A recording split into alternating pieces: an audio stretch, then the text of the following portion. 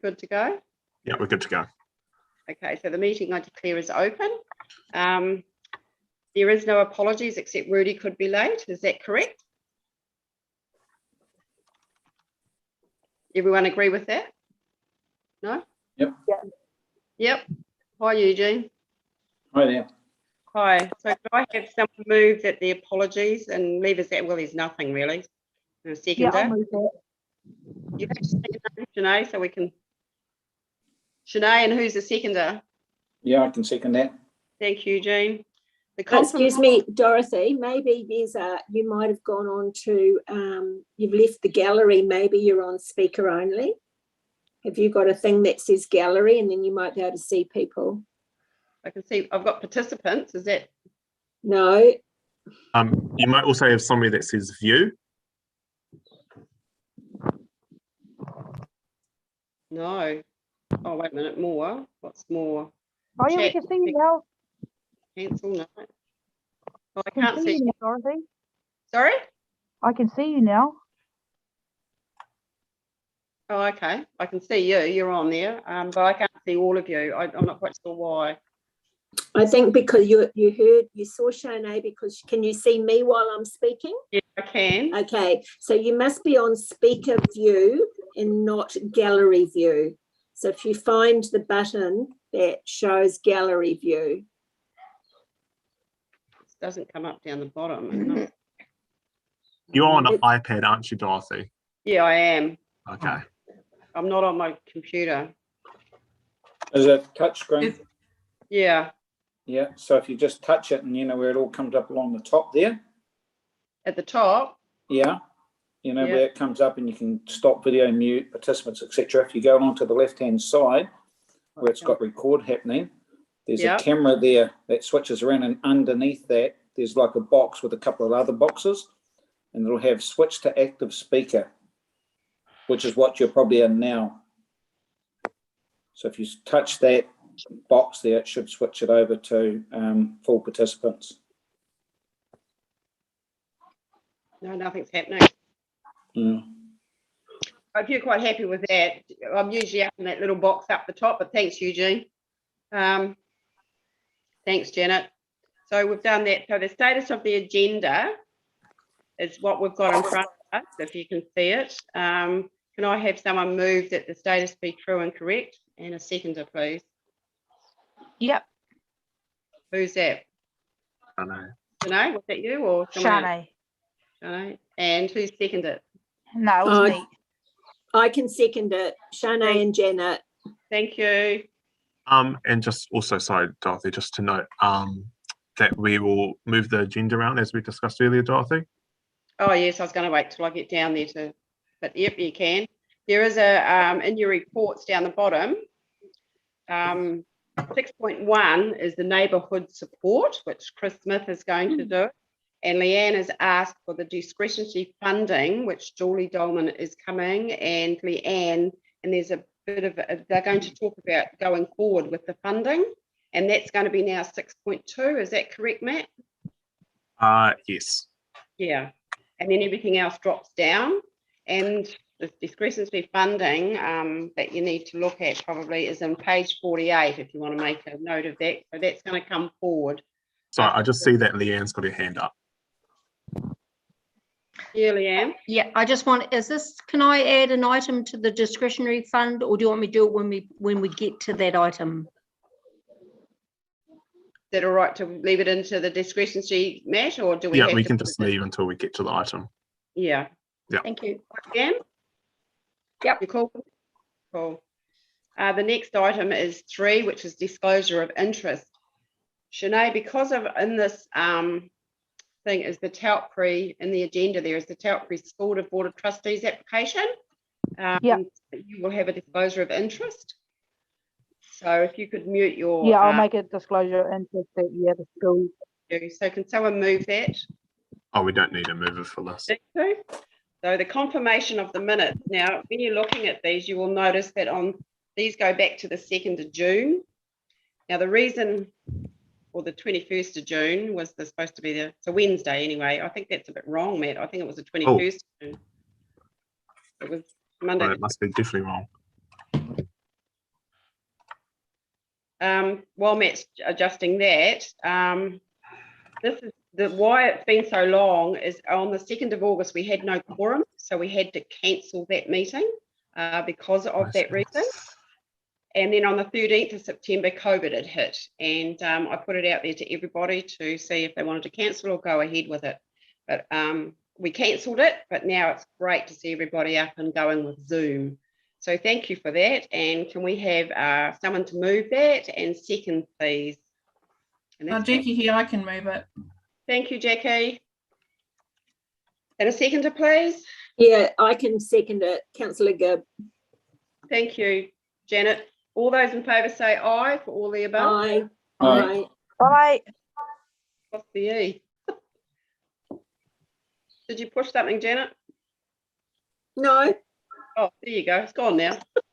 But thank you. no, when we speak, Dorothy, because you're on speaker view, you'll see the person speaking. I think that's why you can see me now. Yeah, I can, but I had a big E in the thing and I'm not quite sure. No, but that's you, That's Jen. you, Jen. That's you, Jen. That's me. Can you guys hear me? That is. okay. Can you hear me, So- Dorothy? Yes, I can. That's Thank good. Right. Yeah, I can hear you, Howard. Thank you very much. Okay, so we'll move on to obviously the public forum as there is none. Is Chris on board? Chris Smith is from the neighbourhood support group that we had a bit of, was it a workshop with Leanne, and we invited him to come on board. We also invited David and Greg. Are they on board, Matt? I saw Greg and David's on too. Okay, so is Chris there? Yes. I am. Yep. Okay, so if everyone like to mute their screens, and Chris, if you'd like to, any questions as you go through, like you did with us in your workshop, that would be great. And Okay. we can unmute and raise our hands if we wish to ask a question. Okay, so welcome aboard and thank you for coming to our meeting. Excellent. Thank you, and thanks for the opportunity. As per the workshop a few weeks ago, so I'm district representative for Neighbourhood Sport New Zealand. Over the last, I have been endeavouring to establish neighbourhood sport groups in Te Whara, Huntly, Ngarawahia, as we go, over the last month or last 6 months, 12 months, had some interest from the community, from each community, but I'm not sure if anybody are all aware of how neighbourhood sport works, but ideally the best outcome is to have a coordinator for the group that oversees the group and manages the group.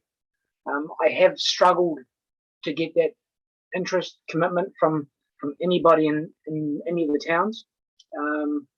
So after discussion with Neighbourhood Sport New Zealand, we came up with an idea of actually having a shared role, or a coordinator role that covers the whole North Waikato, basically. So I would look to contract one person that would work to establish groups particularly in the 3 communities, plus their surrounding rural areas, of course. I have been given a little bit of money from Neighbour Sport in Wellington to go towards the pool. So it was really a case of coming to yourselves, to the communities, to see if there was an interest to do that, and then if so, how I could work with you to find some funding to actually obviously cover the cost of that. If anybody has questions as I sort of keep going. Janet?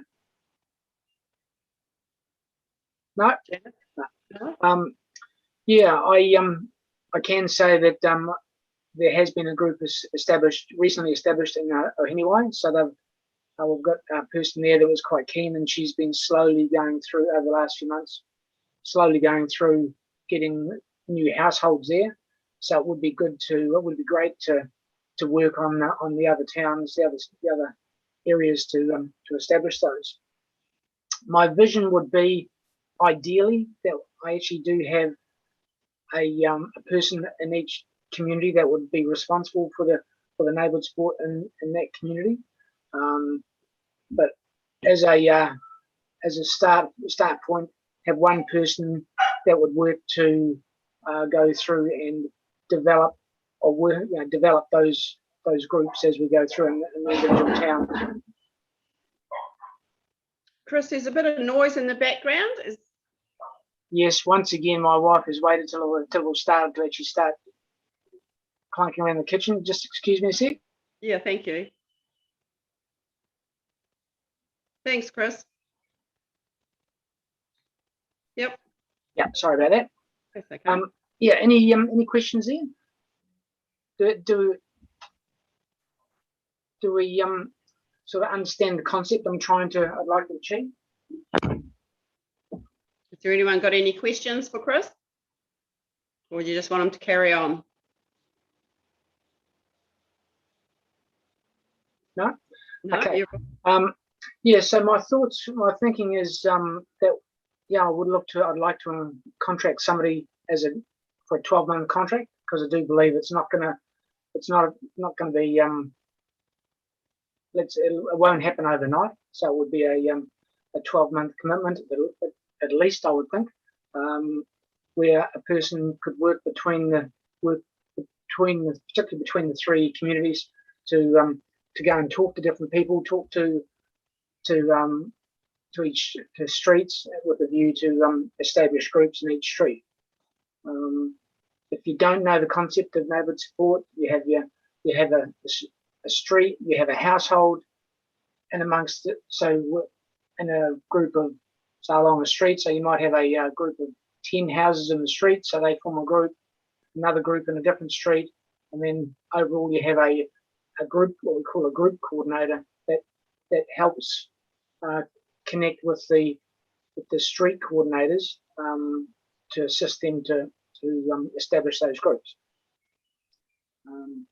So it's all compound, so street or household, street, community, and then it comes through to me as district, and then I go to Wellington as the district rep.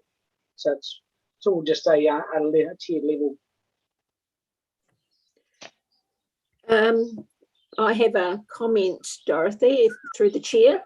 Yeah. Thank you. I'm just wondering if we need to perhaps do some newsletter out to the community and just get some people who might want to put their hand up just to find out more about it, and then we could investigate who would be interested in being in one of those roles. I'm not sure. David obviously is on the Zoom. He's obviously done it in Hiniwai, so he may have some tips at some point for us to help us do something in Taupiri. But I guess we need to find people that might have an interest first before we can commit to anything. Thank you, Janet. Just ongoing from that question though, is this a paid role? Like if it's a 12-month, and how many hours a week would that be? Just going on from what Janet is yes, it is. I would be looking at it as a paid role. Being really honest, we've found nationally that any volunteer organisation, or all volunteer organisations, are struggling. You look at your Lions, Rotary, a lot of the traditional groups will say that have had big volunteer groups, they do struggle, as is Neighbourhood Support New Zealand. People are time precious, or time poor, I should say, and so there is that difficulty actually finding many volunteers that are prepared to, and many people that are prepared to actually spend or put their own time there to do it by the goodness of their heart. I'd love to say yes, there's lots out there, but the reality is not. Hence the idea that we'd look to have a paid role that would oversee the whole area. From a neighbourhood support perspective, this idea has been used in a couple other areas. Up in the north, far north, they had issues, so there has been one person that's been employed as a similar sort of idea, employed to oversee the whole far north and talking to establishing groups in the individual communities up north. Top of the south, so top of the South Island, same sort of thing. They were struggling with the 4 or 5 different groups around the top of the south, so that's Blenheim, Richmond, Nelson, Motueka, Golden Bay, up and that way. They also were struggling finding A, funding, and B, people that were prepared to be involved. So they have gone through and merged those into, just like up north, they've merged those into one group, and with paid people looking after, overseeing the whole lot. So yes, it would be, it is a paid position, because while we all like to think that people have got time, and it's not that there's not much time, it does take time. And as I say, people are time precious. We're all busy. We are busy people, so we have found that it is going forward. Probably there is a need to actually have, particularly to establish groups like this. There probably is a need to actually have somebody paid to do it. So you're talking like Taupiri, Narrowhia, Huntly, and somebody in another area as well, as in combining this area. Well, so ideally, I'd love to have individuals in every community. So you'd have the Taupiri, Huntly, Narrowhia, Te Whara. That'd be separate, somebody separate. And ideally, that's what I'd love to have. So there is a coordinator in each community. But what I'm looking at initially is employing, and ideally have those as volunteers, but initially looking to have somebody as a paid person, contracted person to work to develop those groups in those communities. Okay. Has anyone got any? Sorry. I'm just saying, has anyone else got any questions? No? Okay. No questions? Is there anything else, Chris? Or Don't think so. I feel that initially I would look to have somebody that could do, and I'm only talking 10 hours a week, so it's not a huge commitment, but it would it would slowly, it's like a trickle in the stream. You start and it slowly builds and builds, so you end up with a river. So it's just by 10 hours. Yeah, I've just got one more question. Could you give us some kind of clarification on what's working and what is not in other areas, like what works and what doesn't work? Sure. I think it is widely acknowledged, certainly through Native Sport New Zealand, that the groups throughout the country, and the 74 groups for Native Sport throughout the country, the groups that are doing well are the ones where there are people paid as paid coordinators. The ones where there are volunteers, where you rely on people's own ability to have time to actually go and do what needs to be done, they have struggled. I know my own group personally, so I live in Te Amutu. A number of years ago when we first established the group, we did have somebody paid. We ran out of money, left it to volunteers, various people to run the group, and it didn't work. So I know from experience that it's particularly in a startup scenario, you really do need somebody that's got skin in the game, so to speak, so they actually, there's a payment there. Howard, you had a question? Who, Howard, was it? Howard, Yeah. we can't hear you. You're on mute. Hear me now? Yeah. Okay. There's probably someone in the community that would suit this role, and potentially they're not in this forum. So as Janet pointed out, we just need the opportunity to put it out there and find out who that person may be. Oh, I've got no doubt that there would be somebody in the community that would be quite suitable. Obviously, because of the type of thing that we're dealing with, it is there is the connection with police. So we do have, whoever it is does have to have police clearance. Not that I'm saying people wouldn't get through police clearance, but just so we know that there is the police vetting. So if I get can organise funding or whatnot, I would certainly be talking to the police, as I do, and I talk to most of the community constables throughout the area to see who is to get an idea who may be suitable or may be interested. and get feedback from the community. I've got a question. It's Jackie here through Doris. I mean, Dorothy. The question is, so where does the funding come from? And I've got a couple. So where does the funding come from? And after 12 months, can that funding continue? And what is that dependent on?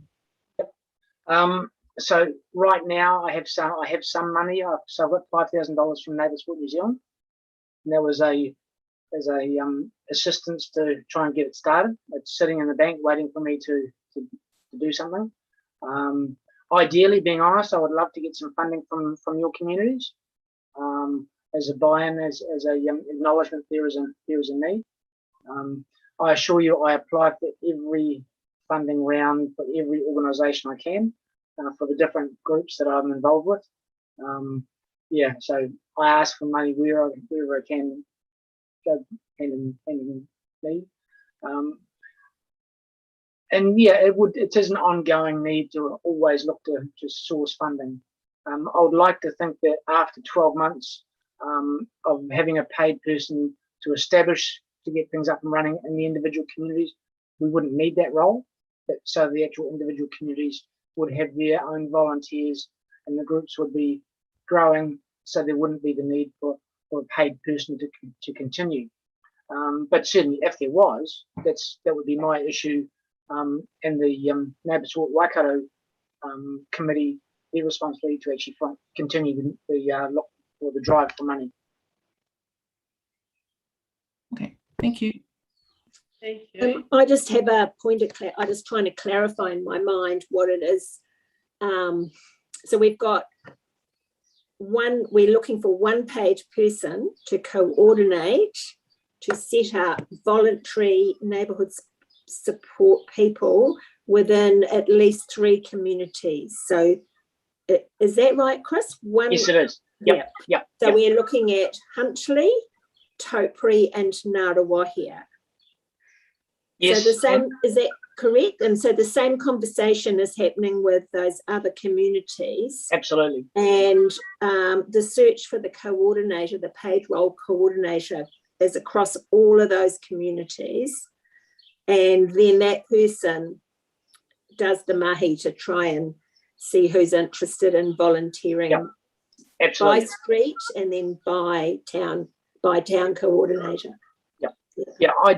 Initially I would look to have the paid person would be talking to people in each community with the view to certainly get people signed up to neighbourhood support themselves, build a street group, and out of that with a view to have somebody that would be prepared to be that group coordinator, so the community coordinator. Yeah. Okay, so my understanding is even in Ngaruawahia there was already some sort of community neighbourhood support group, or has that gone quiet? Yeah, there are. I did establish a couple of street groups probably a couple of years ago. Right. And they are, as far as I'm aware, they're still there. But once again, at this stage, and the same, I've been up at Tikawhara and I've established groups up there as well, street groups up there. But out of each of those communities, there's been nobody, or each of those groups that I've done, there's been nobody that have been able to pull through to look at the bigger picture and take the guidance for the whole town, whole community. Okay. But I assure you, it's not just North Waikato. I've got issues in other parts of the district as well. I assure you, and it's the same thing right throughout the country. Okay, thanks for clarifying that. Thank you. Through the chair. Yes, Greg, we can hear you. Okay, just wondering, probably they would need another $5,000 from our communities to make it worthwhile for someone, so they had $10,000 pool rather than 5,000. So it would be probably quite possible for Ngaruawahia to put up, say, $2,000. I'm not sure how you guys would go for a bit of funds, and also David from Huntly, just to make it a worthwhile pool of money to actually make a start with. Probably $5,000 isn't really going to entice too many people to to apply for that position. That's true. Just ongoing with that, Greg, Chris, if you can hear me, Yes, I can. is that 2 hours or 10 hours a week, is that per community? So if Narrawahia and Huntly, like this particular person is not going to do everything you're asking in 10-hour week, are they? Being honest, I looked initially at 10 hours in total per week, and I would see that potentially it could be 1 week it's one community, the next week it's a different community. Because you're right, you couldn't do justice to all communities within 10 hours. No. The Chair, are you going to include, we initially talked about Te Kaupata and perhaps Horatū. Yeah, well, those two are just bordering on Narrawahia, so yes, you're right. Yeah. Yeah, and also, Chris, did you get a chance to talk to the funder that I put you in touch with, which was David from Well Energy Trust? Being honest, no, I haven't yet with workloads that I've got, but I will certainly, before the end of the week, I will definitely be talking to him. Yeah, I would suggest talking to them, Trust Waikato, and a few of the other ones. I can help and put you in contact with some names to see what their view is on seed funding this. Yeah. Thank you, Anne. But through you, the Chair, Dorothy, Chair Jean here. Chris, so probably the next step would be to move this along, would be for you to maybe provide a bit of a brief of what you're requiring and send that to each of the board chairs, and so we can, through our pages, etc., advertise that. Because really, if we can find somebody that wants to do it, it doesn't really matter which town they come from, as long as they're passionate about doing it. So I think we need to spread it around the communities to see where we may get somebody, and it might be somebody from within this Taupiri community, but we need to get somebody. So I like Greg's idea. The bigger Huntly and Ngāruawāhia might be able to put in a couple of grand, and Taupiri maybe $1,000 or something, or whatever we can afford, and make it a little bit worthwhile. But in saying that, 10 hours a week, that's not too bad. Ideal fit for somebody that's probably everybody on this forum's too busy, but there's probably plenty of people out there that are retired or semi-retired that would just love doing something like that. So, Correct. I'd say that would that not be the next step? It would be. Yeah. Yeah, because we need to get it out to the community. What about you, Greg and David? Are you happy with that as well? Yep, happy with that. Yep. So Chris, Same here. brief out to David, Greg and myself, then we can take it to the community. Can you hear me? I've lost everybody again. No, we hear you. Yes, yep. Yeah, so if you could do that, Chris, and that'll be really good. And then we will come back to you. You've got all our emails, I take it? Yes, I do. Yeah. Yeah. Well, thank you very much. I'll leave you to it now. So thank you for the opportunity. I will organise a proposal, an outline that I'll send to the three of you, and then in the meantime talk to Trust Waikato. Yeah. Thank you. And then we will see how we go. But thank you for the opportunity. I know you're all busy, and a long meeting ahead of you. So I will leave you to it now. And unless anybody has any last questions, otherwise I'll Okay, thank you, Chris. I appreciate your time. Thank you, and stay safe, everybody. We will. Thank you. Thank you. Bye. You. Okay, there, Matt. You're good. The next one is the one that we've brought up to 6.2 on the agenda, and that's the discretionary funding, which is on page 48 on your, if you've got your agenda there. It's on page 48.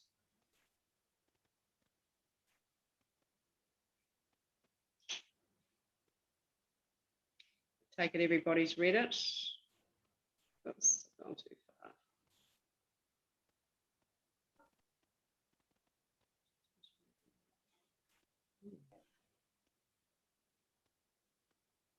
Is there any questions to do with the description?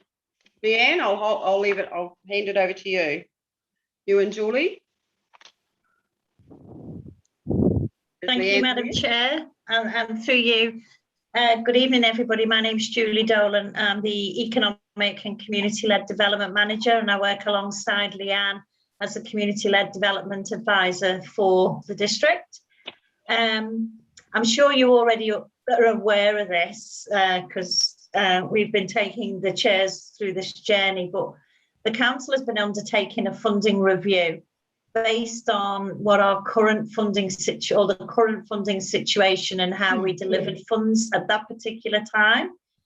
It all honestly started over 18 months ago, so it's been a very long review, but it's also been very methodical in its understanding and its varieties of what some of the issues and challenges were around that. So on the 18th of October, so only last week, we got full approval from our Strategy and Finance Committee to proceed with the new funding model as it's going to be rolled out. And part of that, and a big part of that new funding model, is that the discretionary funding that was allocated to you as a group still stays, but that we're going to make some changes to how that's administered. So it gives you as a group, as your committee, the board, the opportunity to manage that funding yourself.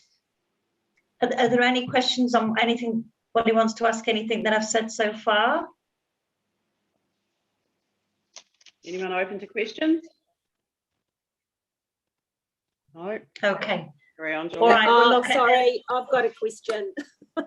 Yeah. It's more about, I understand the concept. It's more about, so if people want to apply to each community board for their money, for some don't, you know, how do those people do that? Do they, yeah. So is there going to be something, sorry. Right now, right this minute, hopefully Councillor Gibb will be in a position to put our slides up. Oh, okay, right, go for it. Are we Matt, or do you want me to put them up? If you've got it and you know how, that'd be great. Okay. Now, you're going to have to bear with me. This is called technology and it doesn't go well with my first name. So, can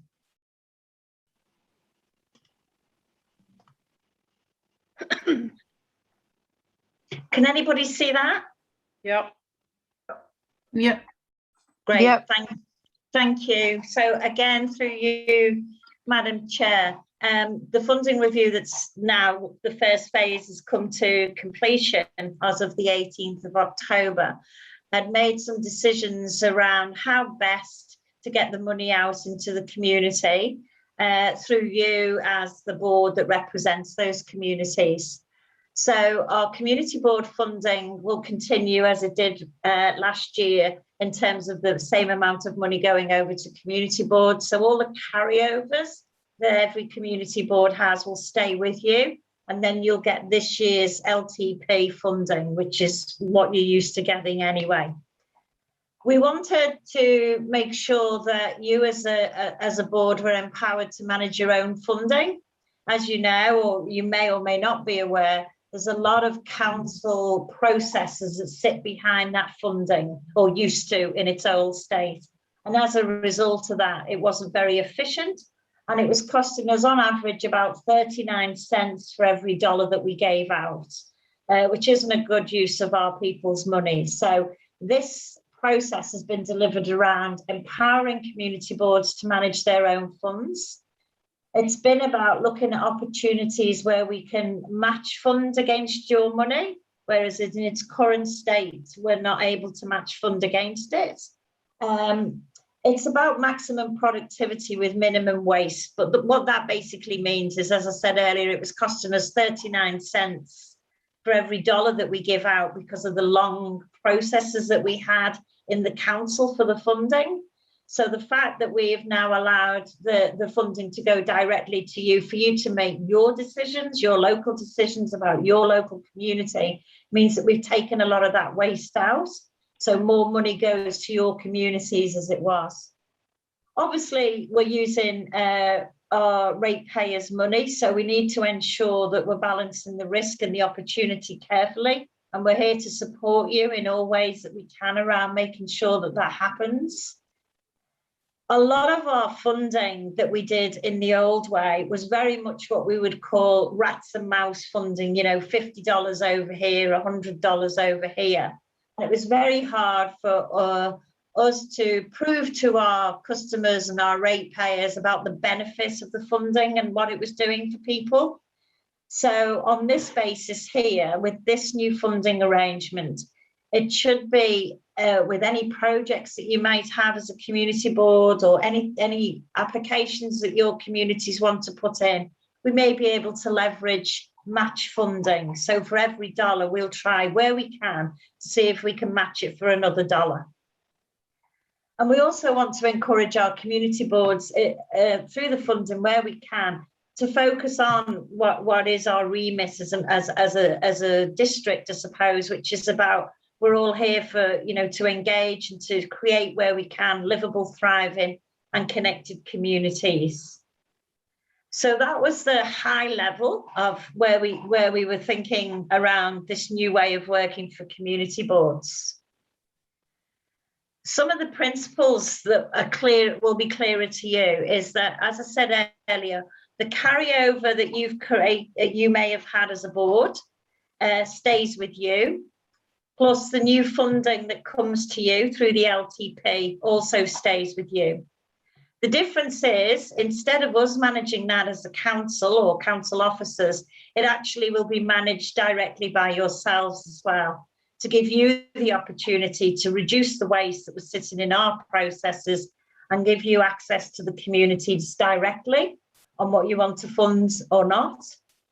Where we can, we'll be coming out later on as part of the blueprint and community aspirations budget, we being my team and I, to see if we can link in any way with any of the community aspirations or blueprints that our communities have. And what we do encourage is that the money needs to be spent on an annual basis in order for us to secure match funding and deliver the project.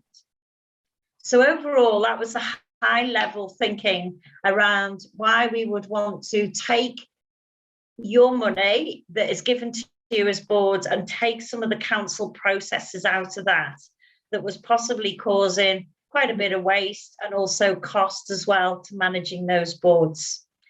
But in giving you the money, it's also making sure that you're supported to be able to manage those funds and make sure that, you know, that it meets compliance as it does.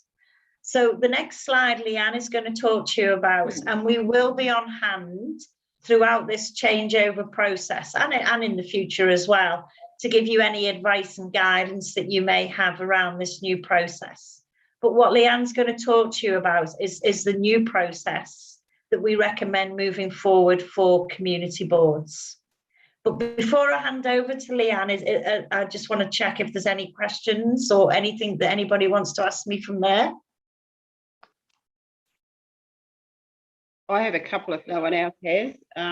Just was reading what you've got through here. If the application forms that go through to the council, where do they still get them from council or from a community board? So we can, it's a really good question, Dorothy, and we will go through that in the process. Okay. You know, ideally, and Leanne will talk about this, they'll be on your website or your page for your community board. So people are clear that it is the community board that's managing these funds and managing these processes. Okay. With on the application form, is it going to be to the benefit of each community? Like if I take it Greg and David is still on board, and Huntly and Narrow get a lot more than Taupiri. Now, presently on the application form, they can actually request up to $5,000. Unfortunately, Taupiri gets nowhere near that much. So is it individually, these applications, or as you just said, it's going on to the Taupiri site? So will that dollar amount drop down? Yeah, it will stay as it was before. So we're not planning on increasing the money that goes out. We'll just make amendments. Well, the forms will be different anyway, and they'll go onto your website. Yeah, so long as it comes down to, Yeah. so it goes to our level of spending, because we don't get a lot. So I'd like to see it drop down and be basically for, to align with each community board, because every community board is different. Yeah. Okay. So you're absolutely right, Dorothy. Every community is different. However, so it needs to be tailored to each of those communities, but there are some core fundamentals that will need to be in that form to keep you safe as the decision makers. Yeah. So from a risk and audit perspective and everything else, so there'll be a core set of questions on the forms that keep you safe as those decision makers. But obviously, you know, it's not going to say, you know, you can have a grant of 10,000 if the budget is nowhere allows that. So that's a really good point, and we'll make sure before we put that up that that's what that looks like. Yeah, so long as it's individually to each community. The second one is because we don't lend more than $1,000 or such to each, whatever they ask, is there accountability form to go out with this? Leanne, do you want to? So I'll jump into my slide and that'll cover off some of those really good questions. Jump the gun. Thank you. Okay. So No, if that's you fine, don't mind, Dorothy. I'll put the slide on for you, Leanne. Yep. Okay. Is that big enough, or do you want me to go full screen? It's okay for me. I'll just make it bigger. Yep. Yep. So your new process, this means for your board that the board chair or a funding representative from the board, you can choose somebody else, not just the chair, will receive the application in the first instance. And that application, you'll work with the applicant to vet the application and make sure it's supported in principle before it's then forwarded on to the democracy team. So the democracy team is going to be your key contact going forward. So you won't have a funding advisor. We will be walking you through this process, however. So the democracy, in your case, person will be Matt. Yep. And then Matt will prepare the report, front cover report, for it to come onto your next available agenda. So it is quite agile in that you can receive applications throughout the year. There won't be set timeframes, that means. And then it'll get on your agenda and the board will consider the applications just like will have criteria like your old process. That hasn't changed too much. There's a couple of tweaks in there, and we will look tomorrow at that capping that you're talking about, Dorothy, and it's around that, bring that capping down to be relevant to what we're getting. Yeah, relevant for what the board is getting. Correct. Then once that decision has been made at your board, then the board chair or representative will send the communication approval or non-approval information out to the applicant, including the payment and accountability requirements, the process. But we can walk through that later because we'll send out the documentation that will give you a clearer guidance around what that looks like. Then you will get, the invoice will come in from the applicant, be sent to democracy. It'll come into you as the chair or the representative. And then democracy will send that resolution code, etc., off to finance. Just the same as if somebody spends money out of your discretionary fund. Yep. You know, if one of you needs to be reimbursed, it's that same process, that same cycle. That report, I'm actually going to step back because that report will actually be attached to that discretionary fund report that you received, the one that's on item 6.4, is it tonight, your fund report? Yeah. So any applications will be put to the back of that report. Okay. That's right. Gaileen's there somewhere in the background. Yeah. That's correct, Gaileen. Yeah, so what's going to happen, you will get, the forms will come directly to whoever you appoint as your representative, whether it's the chair or another board member like Leanne's mentioned. Then those application forms, it's a matter for that funding representative just to have a look over it and check that all the form has been filled in, and then just send it on to Democracy. I mean, at the end of the day, Democracy will just attach it to your discretionary funding update report. And that's all we're doing, is we're just attaching it. No further information will come in from the applicants, but they will be invited to speak to you at public forum time when you normally would listen to people applying for discretionary funds. So it's more about, it's taking the council staff report and everything out of the process. It's just attaching the funding forms directly to your update report. Yeah. So it is simplifying the process in that we've taken a 4-page application form down to 2. We've taken a 2-page accountability form down to 1, and we've simplified the criteria to be a bit more agile in what you think is really benefits your wider community. This is your board, your decision from this point onwards. So it's taking out any of those what we think as council staff you should be funding. This is entirely enabling the boards to get on with it. And then the accountability forms will be, once finance looks after the applicant and make sure they get all their pūtea, all their money, then they'll also send them an accountability form to complete. That, once completed, will come back to your board. Sorry, the Democracy team will send out the application, as in the accountability, or the board? No, the finance team. So the last one item on here, yeah, the finance team will look after that process. Okay. But the accountability, and it's all in the criteria, and it's all going to be on your front page of your board's web page. Yeah.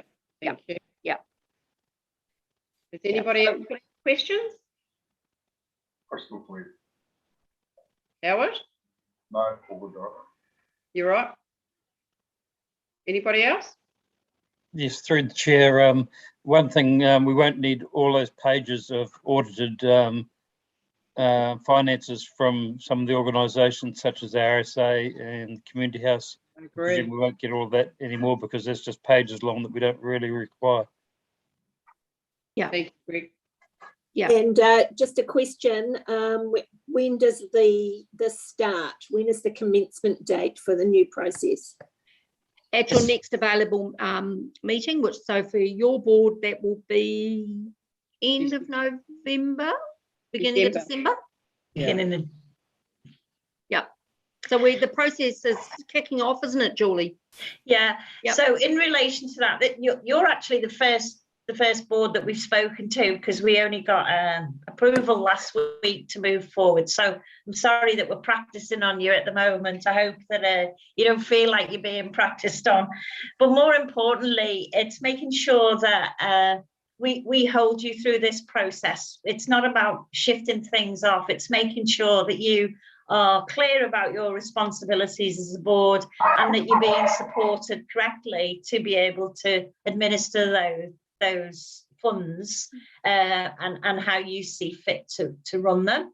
In the meantime, the other part of the funding review has been about redirecting the finances over to community aspirations and blueprints.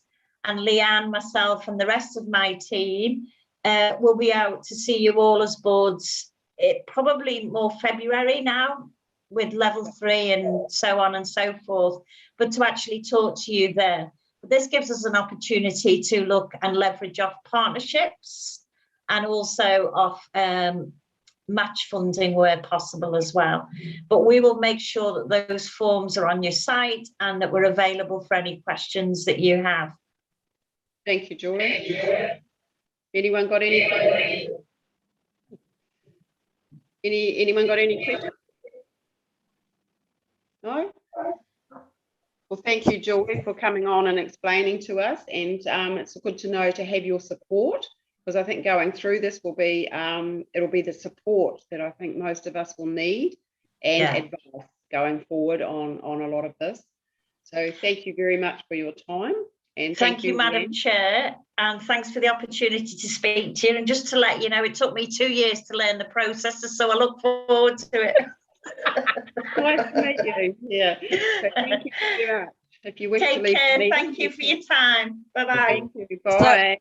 So, Madam Chair, there's one thing left, and it's that question around whether you want to be the contact yourself as the chairperson, or whether the board want to appoint a funding representative.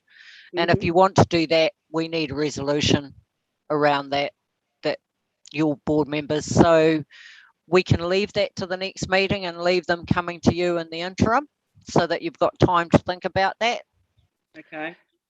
So what does everybody think about that? Has anyone got any suggestions, or do you want to put your hand up for it? Can everyone hear us, Matt? Is everyone open? Yeah, I can. It's Jackie here. I can hear you, Dorothy. Whatever's easiest is my comment.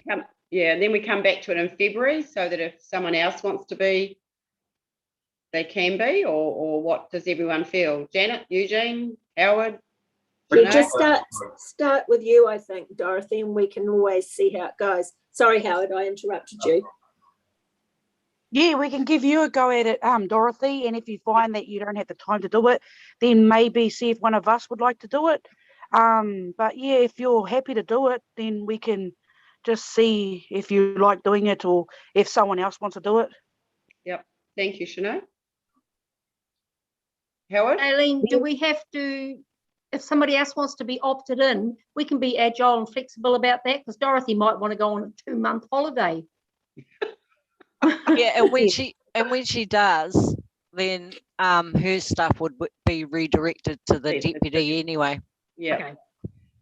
Just one question. Do we have to do, it's like what Neighbourhood Watch Support just said, do we have to have a police clearance on this, or to do with financing, or I'm not quite sure where that goes? You know how you do a police? No, it's all good because it goes through the finance of WDC. Awesome. Thank you. No, I don't mind accepting that position going forward, and we'll relook at that in February. If you could just make a note on that, Matt, for February's meeting when we come back, and if anyone else changes their mind, they can we'll see how it goes. Because it's all got to be discussed, doesn't it, with the board anyway? Yeah. So would we want to pass the motion today, or? No, we don't have to, Matt, because it's just the chair. It's the process was agreed that it would either be the chair. It's only if they wanted to appoint a separate funding representative that we needed to have someone else. Oh, okay. A resolution, sorry. Yeah. Yeah. Well, thank you very much. And on that note, I will leave your meeting now too, because I was only here for the discretionary funding portion of it. Thank you. Thanks, Galen. Yeah. Bye. Bye. Bye. Thanks, Dorothy. I'll leave the meeting as well. Thanks for allowing me to be part of it. Thank you, Greg. Yep. Bye. Bye. Okay. Well, since there's a trend, I may as well opt out as well. Okay, trendy, David. Yeah, go clean my fruit that I picked today. So thank you very much. And Okay. Thanks, David. Okay, well, back to our a lot to think about, guys, with the funding. Leanne, do you want to say anything else to do with the discretionary report here? So are you up to that item with the discretionary fund report? Yes. Well, do it all at the same time. Yeah, okay. Otherwise we're going backwards and forwards. Okay, so sweet. If you want to go through the report and then, So I just want to add or get a recommendation tonight to have a reimbursement for the Koha reimbursement for $150 for that was paid to Taupiri Marae. I paid it, so it'd be under my name, Leanne Vanderbilt, for the workshop held on the 16th of August 2021 at the Taupiri Marae. So I'm not sure of the exact wording, Matt, that we need to put in place. The board needs to accept whether they're going to reimburse me, of course. So is anyone out there? It's open to you, open to the board. Has anyone got any they don't want to pay Leanne back or reimburse Leanne? Or Oh, yes, we should reimburse Leanne back for that. Yeah, Definitely. I'm happy to move it or second it, whichever. Yeah, Shona, you moving I'm it, happy Shona? well, it's a resolution. Yeah, I'm happy A resolution that we pay Leanne $150 that she paid to the Taupiri Marae, and can we have someone that move it, Janet? And Yeah, Steve? I'll move it. I'll second it. Shana, I'll move it, yeah. And a seconder was Howard. Howard. Thank you. Is that what you want? All in favour? Aye. Aye. Aye, thank you. Thanks. Yeah, all those things. Yep, favour. You all right to move on, or Matt? Yep, all good. So those, yeah, all in favour, we all said aye. Yep. Okay, thank you, Leanne. There's nothing else on that, Leanne? No. Thank you. So we go to your works and issues. No, just a moment, please, Madam Chair. Sorry. There's still a deferred application from the Taupiri School Community Garden Improvements and Picnic Tables. We've not made a decision. It's sitting here in the agenda. Yeah, I know, but we've got to go down as per, we haven't done the works and issues because the discretionary funding was moved up to 6.2. Isn't this part of that? No. That's what I'm asking. Isn't this? The Taupiri School is 6.5, whereas Okay. Yeah, we're coming All right, to that. sorry. Haven't forgotten. So okay. But I think Julie wanted to leave early, and so we moved up the discretionary funding just under neighbourhood support and everything But that's else. all right. I thought it was part of that report. No, that's fine. Thank you. Leanne, back to you. For the works and issues report? Yeah. Yep. So I can't split my screen to see the actual report on here. I'm not that savvy. I thought I was. So the first item is, if we go through each one, the first one is the community plans.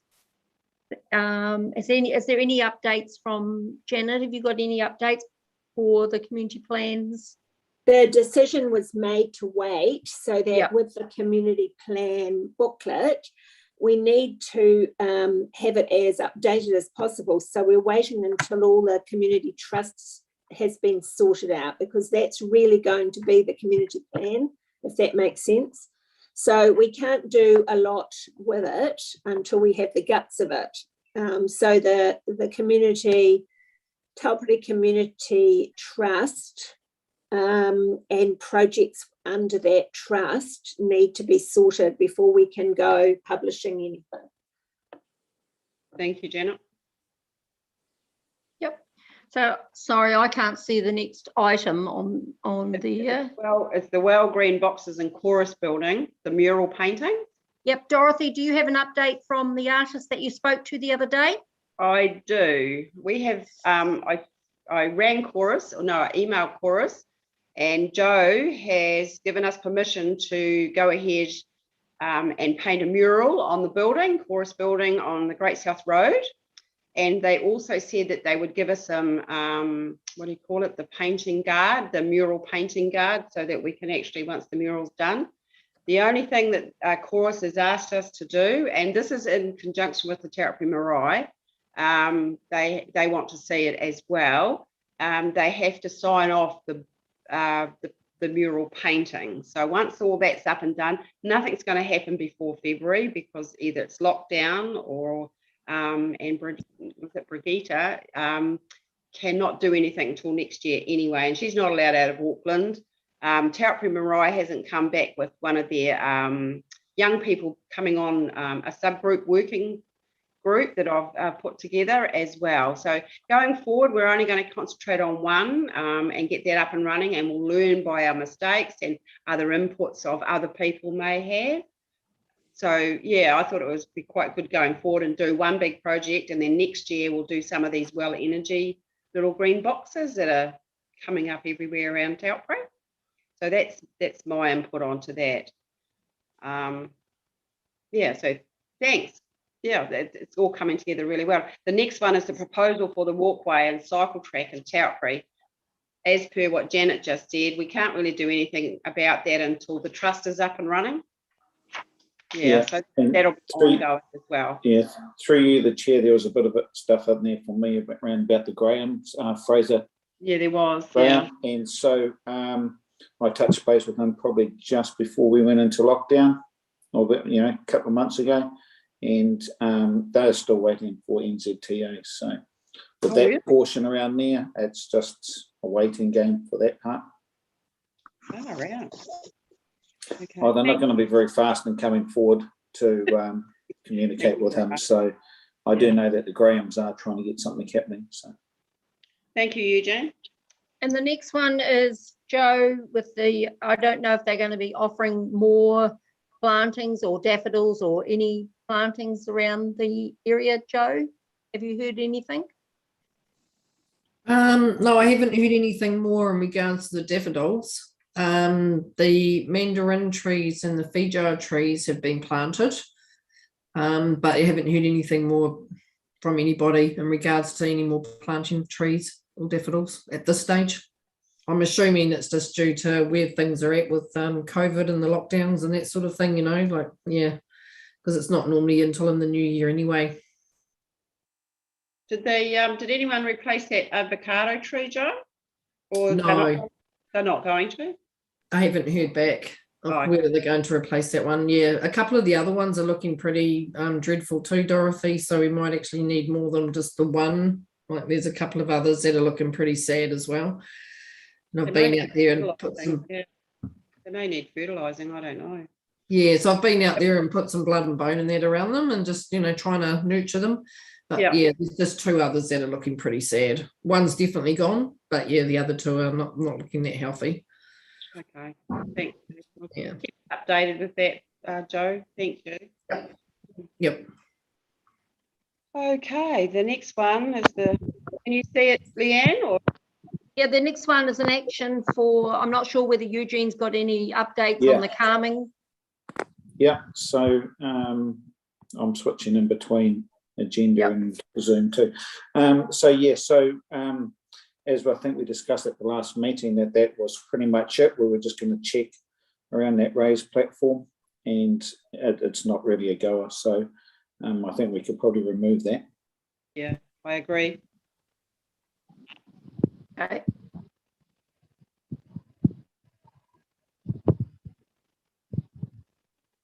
Yeah, that issue seems to be solved anyway, Eugene, with putting the new painted lines and making the lines a bit more clear by the school, and the school were happy with the outcome with that. So there was no need to put a raise or anything. Well, that's cool. Thanks for that update. Yeah. And our next one is the rail bridge. There was the last update that was provided was June. I'm not sure if there's anything, and that was to say that we need to get permit from Kiwi Rail before any works can be undertaken. Was at the end of that one. Anybody else got any issues with that rail bridge? Or yeah, the rail bridge Kiwi Rail need to come on board with that, because there's some quite big gaps actually when you're crossing the bridge. Like if a little kid's going across there, they'd fit through there quite easily. So, and I know at the time when I think I was talking to Matt or somebody at the council, and they said it takes forever. It might have been Karen actually, and I said just put it in there and we'll just have to wait it out. The rest of it's fine, but the Kiwi Rail thing, they need to look at that bridge with the council as well. So do you want another action added to tonight's one for Karen to follow through with, or should we contact Kiwi Rail? She could follow Kiwi Rail to see where they're at with it. It's the concrete part of the bridge that everything else is fine above that, but the additional repairs are required on the underside of the rail bridge. This will require engagement of a subcontractor and rail permits. So that's the bit right at the bottom that if Karen could follow up, it would be really good. Okay, we'll have to have an action for that one. Yeah, through you, the chair. I've been working with a guy from Kiwi Rail who's the Waikato Bay maintenance manager. So I've been working with him on a few other things with the Tahuia service, so I can follow that up. Thank you, Eugene. Thanks. Like you said, Dorothy, it's Kiwi Rail not the fastest to work with, so it's not going to be an easy one, but I can at least relay that to him, and I'll also check with Ross on what communication he has with them as well. That'd be great. Yeah, because it is crumbling and there's a couple of things, but anyway, moving on. So the next one, I'm not sure whether you want to talk about this one here or you want to add it to the discussion with the application. That's our next item, isn't it? Yeah, we'll leave it to the application as well. I think, and then all the questions can be answered at the same time. Yeah. And then item number 4, the youth advisor one. I could probably jump in here because Shanae probably doesn't know this, or the board. We don't have a youth engagement advisor. That role finished with council in August. So, and that role's not going to be replaced. I'll just come out of here and come back on to Zoom. I don't know how. Oh, looks like I can't. Sorry, so I can't. Can you see me? Or can you hear me? Yep. Okay. Yep. Sorry, everybody. Yeah. So that role won't be replaced. That role has been was looked at for about 3-4 months ago, and it was decided by council to turn that role into a community-led development role.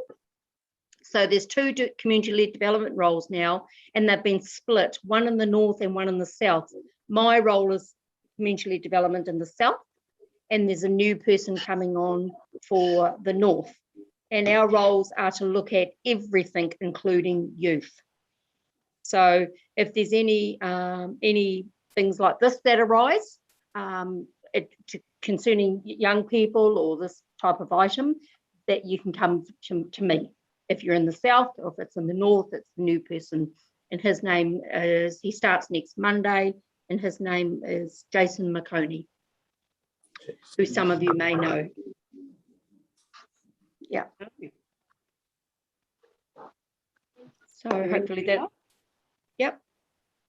Cool, thank you, Leanne. Sinead, you got anything? Okay. Yep. No? Okay, we'll No, move happy to on move on. then. Sorry? Oh, happy to move on. Oh, okay, thank you. The next one is 6.5 on the agenda, the Taupiri School, and their application for funding. I'm Now- sorry to intervene. I believe we've missed a service request. That is 6.3. Which one's that one, Matt? First quarter, we have 2. Thanks, Matt. Going backwards, that's Page on Dorothy. That's page 42. Cool. oh yeah, I see a service request. Yeah, it's all in black and white, so I can't actually see it. Has anybody got any questions on the service request? First quarter service request report from the 30th to the 30th of September. Yeah, it's Jackie here. I see I'm on page 43. Compliance, completion rate for compliance service requests. What's that about? Bit low.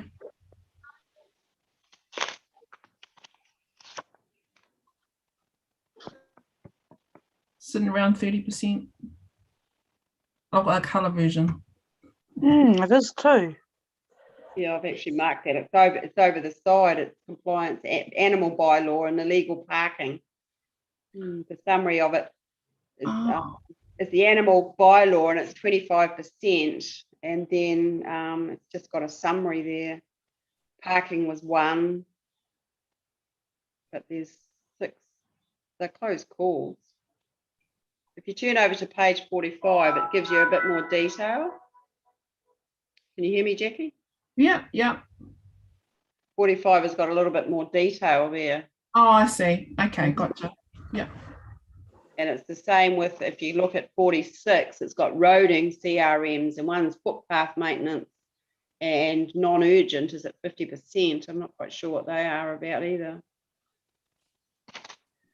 But I have actually one question I'm not sure who can answer, but the consents inquiries, there seems to be a lot.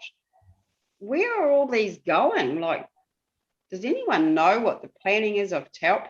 There seems to be like the zoning and district plan inquiries There's 26. Property information request is 17. And planning process is 5. I can perhaps give you a bit of a, oh, sorry, Eugene. No. Good. You go, Jenna. I'm just going to say that, you know, there are people who have things they might want to do on their property and they just need to know more information. So they could ring the duty planner or email the duty planner and ask questions. So it's not like it may not be something new. It may just be, you know, I mean, Eugene and I receive calls from ratepayers asking information about how do you do this and what do you do here, and I've got a rural property and can it be this and can it do that? And we usually refer them to the duty planner. So it's possible that it's just questions that people have. And I wouldn't be concerned about it, actually, to be honest. What do you think, Eugene? Oh, I was going to say pretty much exactly the same thing. As you'll find most of those will be just inquiries or just adjustments to a one consent, but it could come up there half a dozen times. So there could be just variations, adjustments, and mainly inquiries. Okay, thank you. Anyone else got a question? Okay. This one you'll have to sit out if that's all right, Sinead, as it's a conflict of interest. Is that okay? Yeah.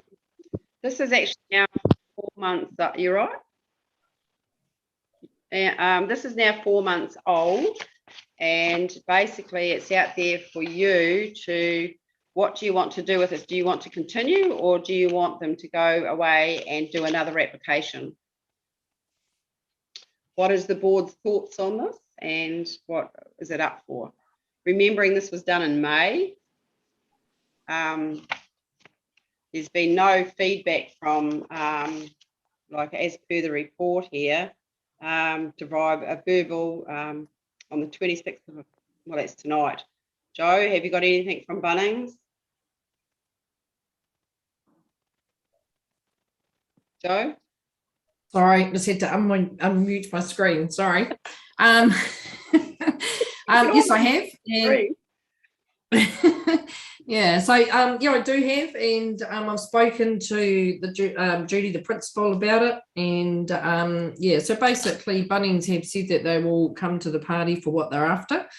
We just can't do anything while we're in the restrictions. So when we went into level 2, I went back to them and said, you know, are we good to go? And we were all good to go, and then we went back into level 3.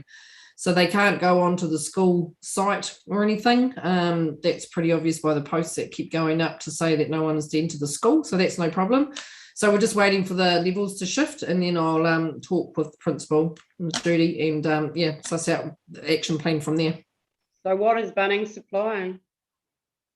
Supplying the materials. So we've got in here. Yep.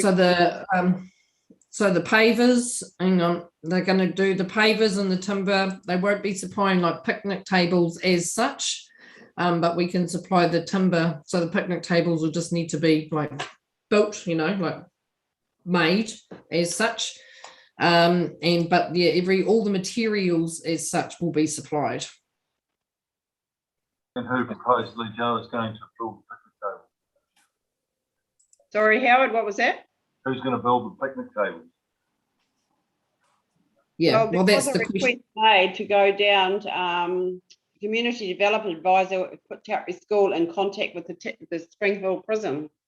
Yeah. Have they done that? I don't know. Can I speak? Am I allowed to speak? Because I can answer that it's one. a direct question, so you can answer it. Yep. Yeah, they did get a hold of the prison, and at the time they got a hold of the prison, apparently they weren't taking on any more events, and just due to COVID and everything happening at that moment of time, they weren't taking on any more activities or anything like that.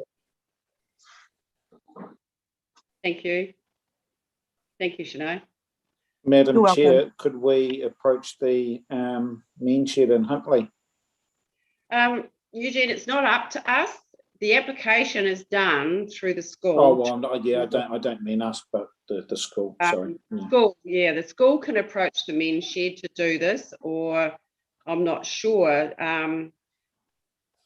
It's just such a great opportunity that Joe's managed to organise through Bunnings. So, you know, you don't really want to just let it lie there. I'm not saying that. No, I didn't say you did. If I can jump in, Madam Chair, I can put the school in touch with the men's shed, and I can ask the men's shed. I can ask the question on behalf of the school to the men's shed, and see if they're taking on any when it's likely that they'll go back, because it's likely that they're not operating either. But we can get some clarity around whether they would or not.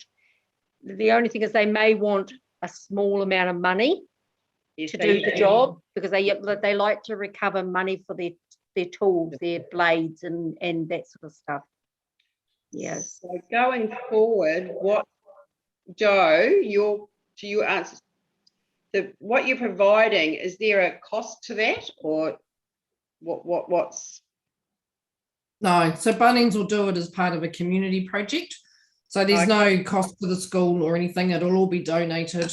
The only thing that may be is that you might just have to be a Bunnings sign up somewhere, just a little sign that might be on the picnic table or something. I'm still working out that details with the store manager, but no, it will all be donated. Okay, so going on that, is there any reason that we continue with this and they reapply for a little bit of money to go towards the men's shed? Yep. Through you, the chair. I totally support that. I think we can't really look at this funding application as it is with this information. So we need to send that back to them and tell them what we're trying to do. And if Leanne gets that contact with the men's shed, and if that's the case, they can put an application in for the covering of those costs. So what about everybody else? I agree. Jackie here. And what about you, Joe, Howard? Is Rudy here yet or not?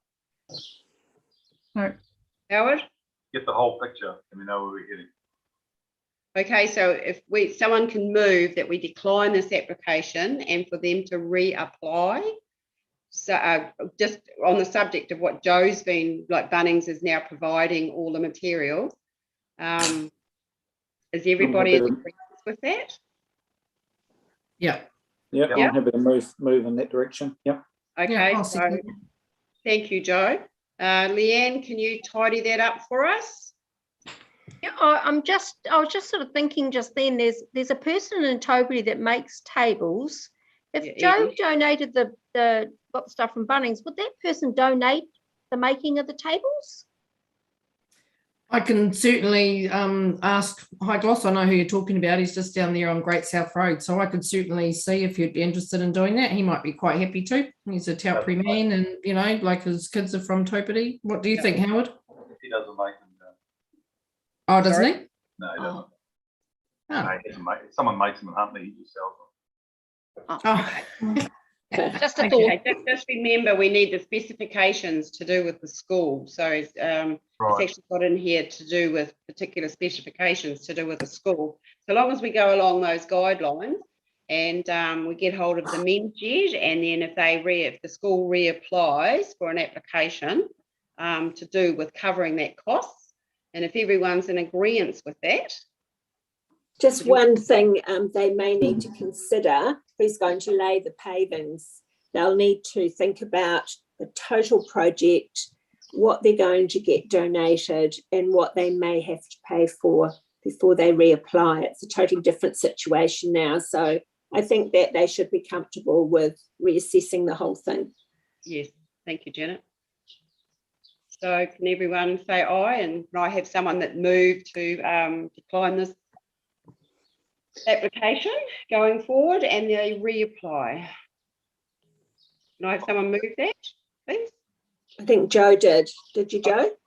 Yeah. Yeah. Yep. Eugene and Joe, I think it was. Yeah. Thank you. Aye. Thank you, Janet. All those are for and against. Okay. And that, what is that? Oh, my report.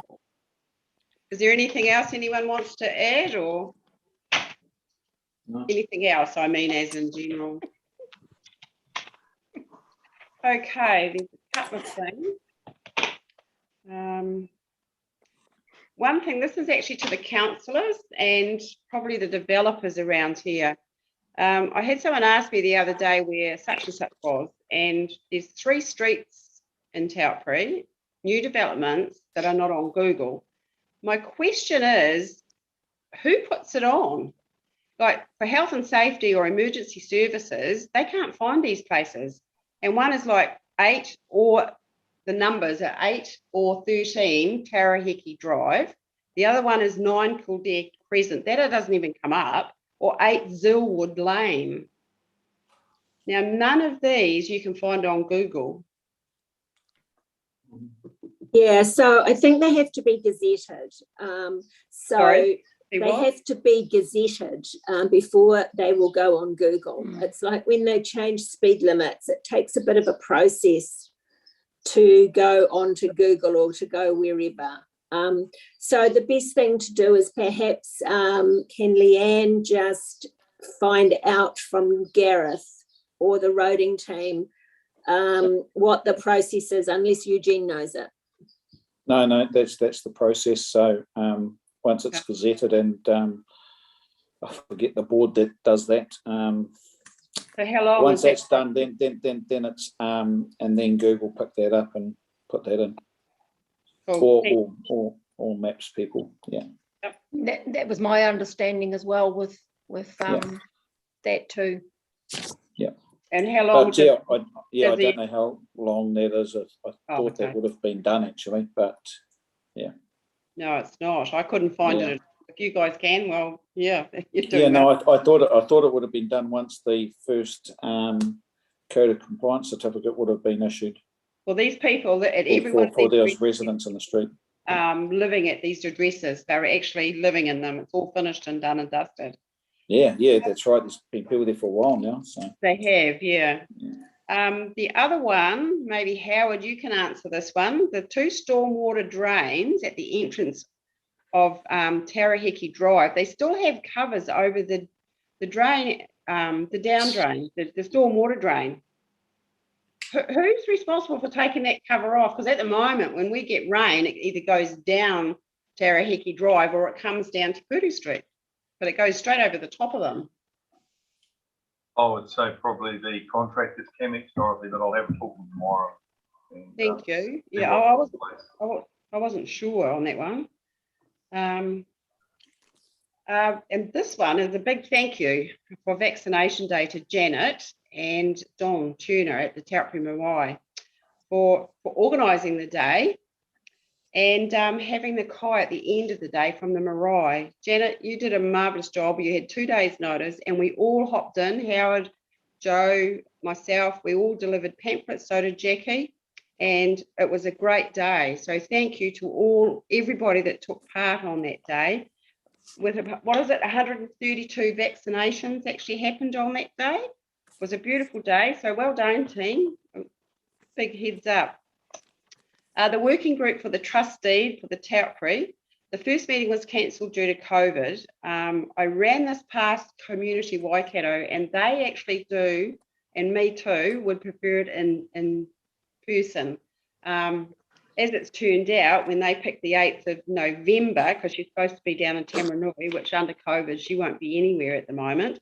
So the next one is the 8th of November, if we're at level 2 going forward in the hall.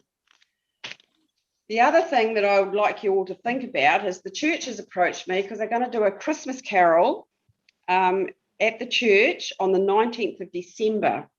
From 8 o'clock till 9 o'clock on the 19th of December. What they're asking us is they approached me to see if we would be, or the community would like to kind of have a get together from 6 till 7:30 with picnics or sausage sizzle or something that, or even ice creams. I don't know. So a picnic and a rug and stuff like that, and then go in for the Christmas carols. Also, the fire brigade to have lollies there and things like that. So what are your thoughts and suggestions, or what the 19th, the Sunday before Christmas. So I'm not quite sure if everyone's away or what you'd like to do. Dorothy, just that brings to mind my conversation with Don Turner at the Marae.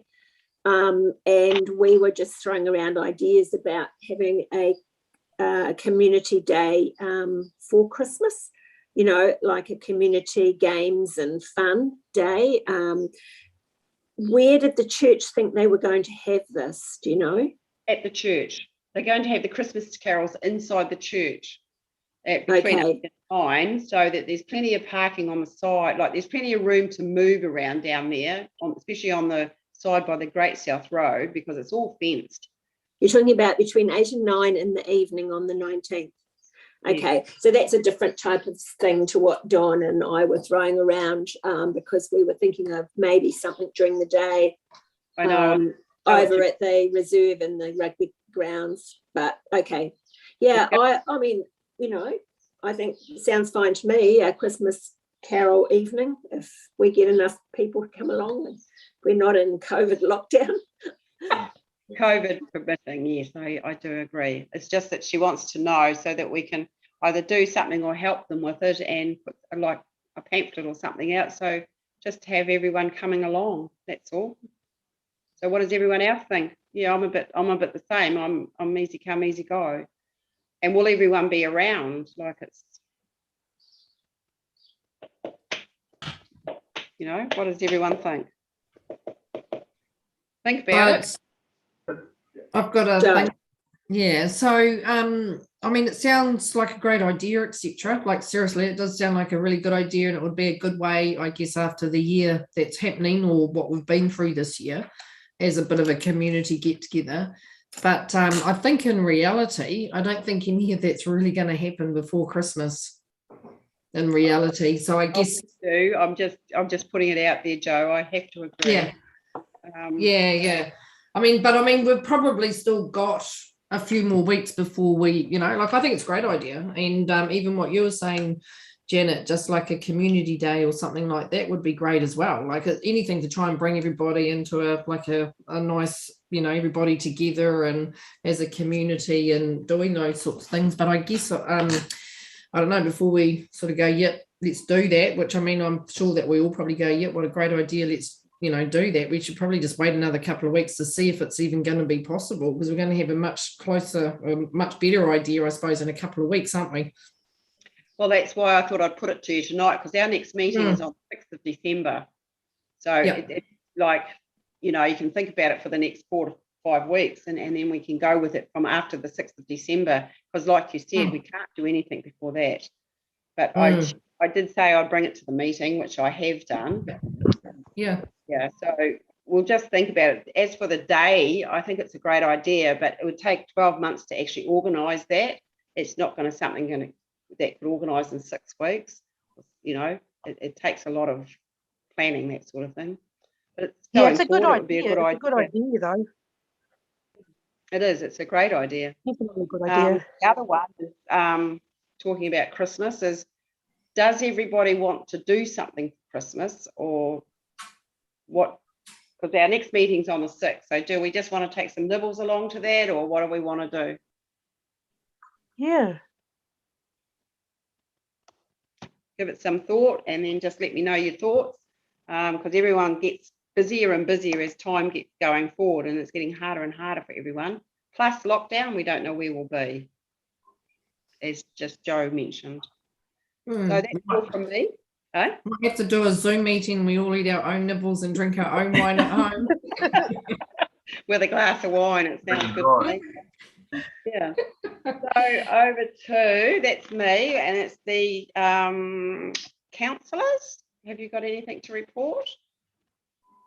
Oh, just briefly, I've been trying to get Ngā to confirm whether or not they need us for any sort of support for this coming Saturday for the Hopa Hopa Max Vax. And Glenda was going to send me something through this afternoon, but I still haven't got anything. So you know, like I've said, let us know if they need volunteers on the day, or let us know if they want help with some communication out there on the Facebook pages. Whether I can get posters or not, I don't know. I'm still waiting to hear. So that's coming up, obviously, in a few days. So if I do get something and I need help, I'll just reach out to anyone who's available. So, yeah. That's pretty much it. Eugene, have you got something? Not really, other than I was in an alliance meeting yesterday, and they mentioned about doing some work, reasonable amount of work in Taupiri there, sort of towards the end of the year or next year. So early next year. So I'll try to find out what that work is, so I can bring back to the next meeting. Oh, okay, thanks. Some of it's part of the revocation process, but it just wasn't the meeting yesterday. I had to go into detail about what it is. So, okay, cool. Thank you, Eugene. Anybody? Oh, what is it? Parks and Reserves. Joe, I take it Rudy's still not with us. Not really much to update, other than, as I mentioned earlier, we've got some more mandarin trees and feijoa trees into down at Murphy Lane and Murphy Lane Reserve, and the avocado trees, as mentioned, are still doing their thing. I've had to ring the council I think 3 times now to have the tagging or the graffiti removed from the skate park, which is on the actual bowl of the skate bowl thing, you know. Yeah, so I've had that removed a few times. So I'm hoping now that 3rd time that they might not come back. That would be great. And that's really, yeah, that's about it really. I see that the trees are all blossoming, and up on Button Lane there, the trees are all looking good. So I'm assuming the fruit will be coming through soon on those plum trees, etc. And I haven't been over to Bob Byrne, other than, yeah, there hasn't been any daffodils come up this year. Well, we think they did. If you could ask Kim as to why, I'm not quite sure why, or when they mow down on Button Lane, there's probably the last 6 trees closest to Taupiri Street, there's grass halfway up the. Is there any reason that they're not cutting in closer, or is it not sprayed? I'm not quite sure if they spray it or they don't, but it's, you know, half of them are fine, but the ones closest to Taupiri Street have just got so much grass underneath them, it's ridiculous. Even if the fruit pops, you won't find them because it'll be in the long grass. So if you could just ask her why that would be not been looked at. The others are. No problem. I'll wander down there tomorrow, and take some photos, and then I can just email them through to her, and she can see exactly what we're talking about. Okay. I can do that. That's great. Okay, the next one, Shanae, have you got any updates for the school apart from what we were just talking about?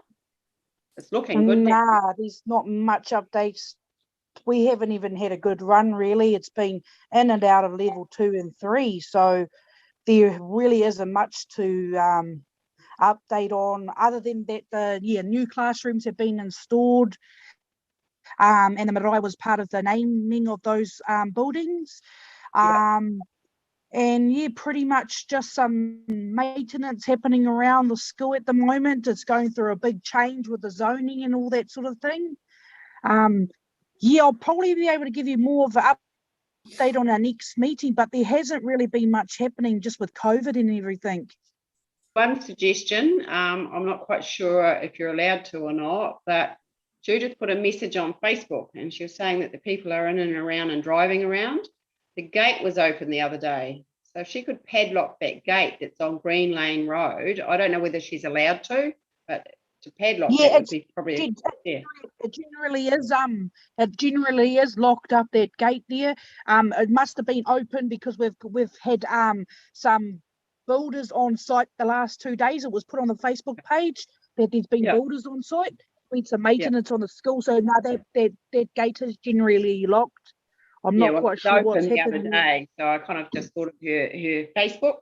So just make her aware that it's actually open. They're not showing it. Cool. Thanks, Shanae. Cool. No, thank you very much for that, Dorothy. No worries. Taupiri Mountain, is there any go forward on that, or are we just? Well, that's connected to the. I think we discussed the last meeting that we had and the one before that, that it's connected to the projects. Yeah. So they Okay. join up. Yeah. Worries. Joe, anything on the emergency procedures? No, I've been slack. No. There's actually something coming, Joe, that we're probably all, Janet and them probably know more, but there's something coming through for, what is it, Here to Help You, that could be really good to do with emergency services, especially as COVID is here, and it was quite a good workshop that we attended. Janet might be able to fill you in a little bit more on that one, because I think she attended as well. Thank you. The road frontages, footpaths, the roads, the Kainui Road, Eugene, can you give us any heads up on the Great South Road, basically from Kainui Road back, because that is really getting bad. You're talking about the pavement on the road, the breakup. Yeah, well, I don't know, because I've often seen white marks around all of that, so I was just expecting it to be fixed. So it's just a matter of raising a request. Yeah, so that's probably exactly what I just mentioned just before about the alliance with the work that they mentioned that they were going to be doing in Taupiri. Oh, okay. I'm sure that that's what that is, from Kainui Road North on Great South Road, plus some other works around there. So once I find out what that all is, I can email it out to everybody. Oh, cool. Thank you. I appreciate that. And the halls, no one's got anything to say about the hall? So I had a meeting with the hall committee before we changed to level 3, and they're looking at a process to booking the hall. So they're just doing a bit of research on that and working with council as well. Oh, good. Thank you. Is there anything else from anyone else? Thank you, Jackie. Yep. Just a question. I don't know if it's been put up or not. I haven't seen it, but is it possible to, like, with the new committee of the hall and that, maybe pop it up onto the Taupiri community page of contacts? I will ask, because they're very old school and don't use email. It's a phone call. But even a phone number. I hear the minutes when I get to the meeting. Yeah. Just a thought, if you could just keep that in mind, because I think that's been sort of one of the barriers as such, hasn't it? You know, just as a contact, who a contact is. So yeah, just a thought of, you know, at some stage, understand what you're saying, Jackie, but yeah, just at some stage. It's probably a good idea just to put phone numbers up at this stage and not emails, so that you can actually get an idea on how many calls are either going to you, Nick, or Joe, Pentecoias, that is, so that if no one's answering the phone, instead of them coming to us, you could actually get a gauge on how many times they can't get hold of somebody, because that's the biggest thing we've got at the moment, is they keep telling us, or who they ring, that they can't get hold of anyone. Someone tried for 3 days the other day to get hold of Max and couldn't get hold of him. So I know. Because no one should be booking the hall right now. No, I know, but it was about another matter to do with the halls, and you know, just wanted to kind of talk to him about the halls, but they couldn't get hold of him. So what they're doing, I'm not on that little committee that's exploring the process of booking, but when we will meet again, I'll bring that matter up with them about contact. Well, yes, we wanted to do it like Joe said, to put the phone numbers up there. So there's no reason why they're phone numbers. It's a public service and it's a public committee. So basically, if our numbers are all up there on site as well as down in the dairy, there's no reason why theirs can't be. Yep. And of course, can we get some clarification of who is on there as well? Because that would help us to, because part of it's a bit letting people know, or the community know, who's on the hall committee and how to contact them. Yeah, that would be great, because we get hit all the time about who to go to in there, and like I always just say Mrs. Davies, but like if there's someone else that they can get a hold of, because people just keep ringing the number, no one ever answers.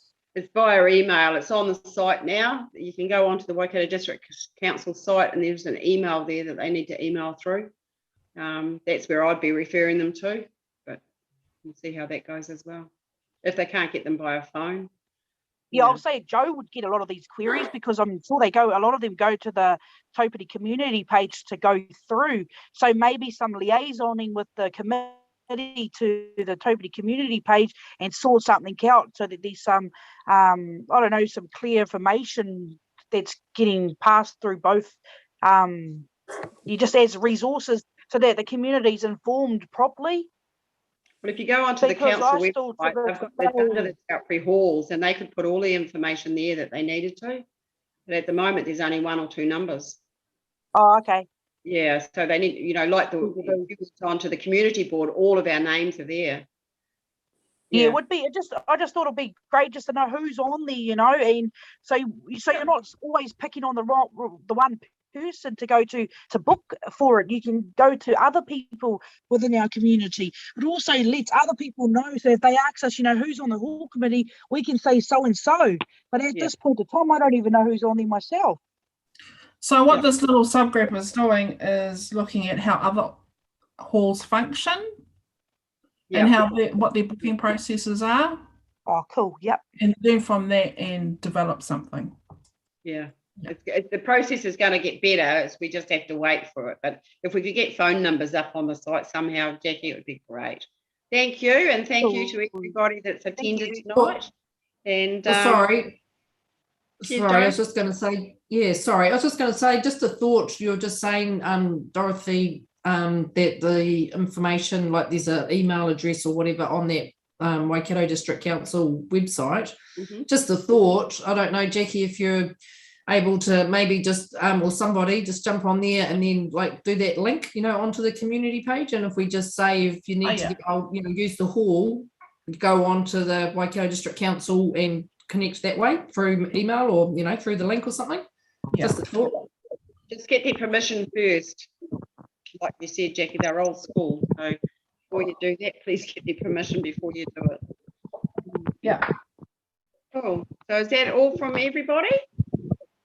No, I've got a couple of things, but I might just sort of fit under general business, if that's right. Just a couple of little things that I've had some queries about. Yeah. Firstly has anything been resolved about the 80k speed limit on Aureni Road and how far it goes to with the signage?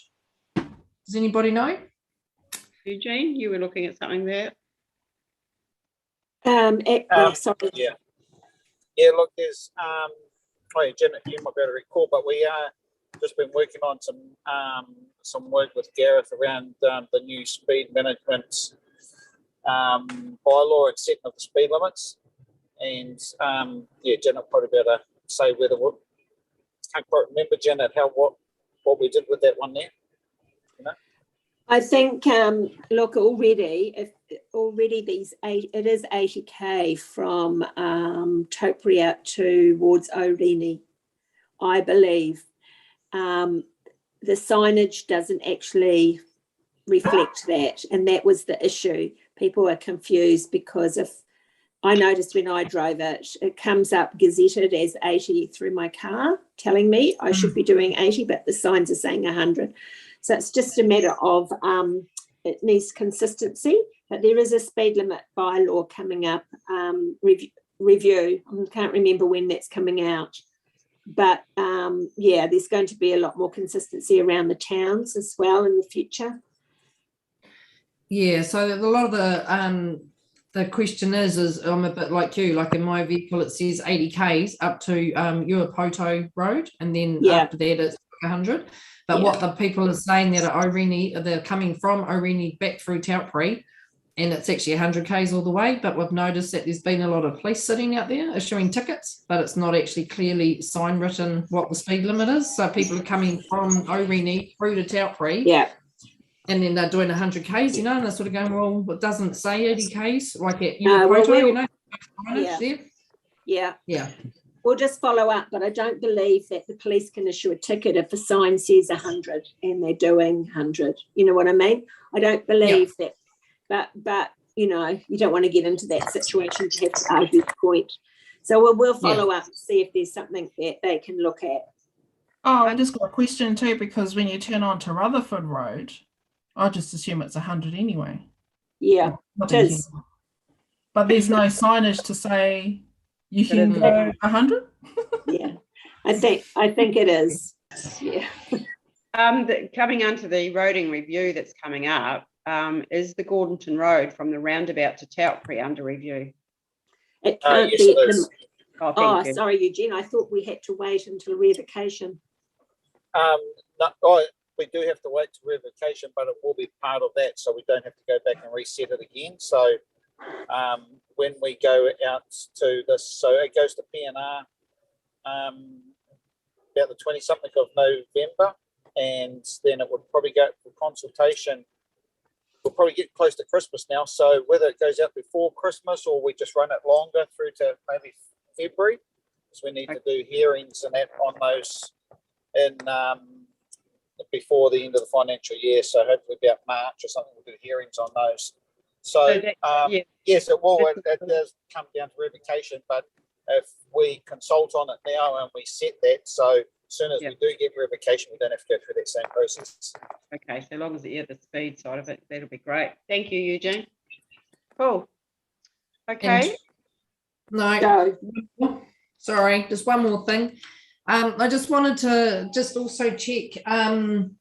There was that email that you sent out, Janet, just in regards to the next vaccination day. Do you have a bit of an update from the responses that you got from us about that? Is there just any kind of update for that? Everybody replied to all, so I thought everyone was on the same page. We're not ourselves doing one halfway through. The next one I believe we're doing is the 20th of November. But this coming weekend is the Max Vax at Hopu Hopu on Saturday, and that's what I'm trying to find out from Glenda Romati if she needs our help. So, yeah, and the longer they leave it, the less likely we're going to be helping them. But, we'll see what happens. Yeah.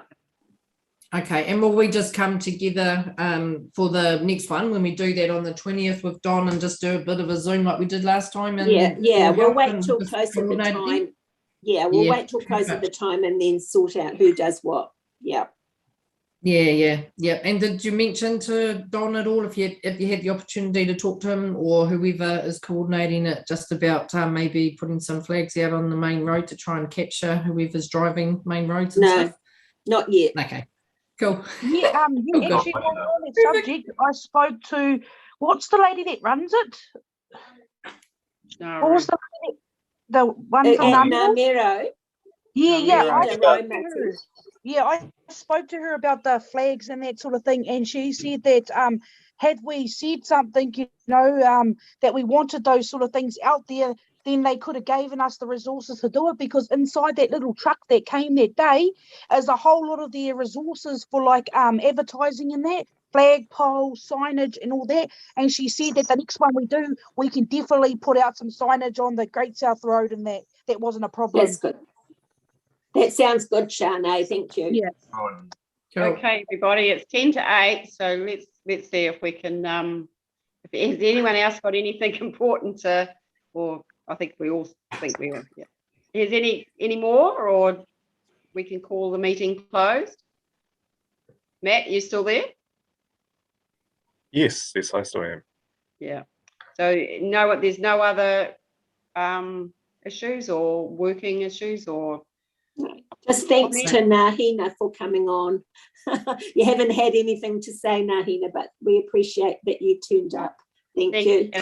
Yeah, thank you. Yeah, thanks for that. I have been sitting here.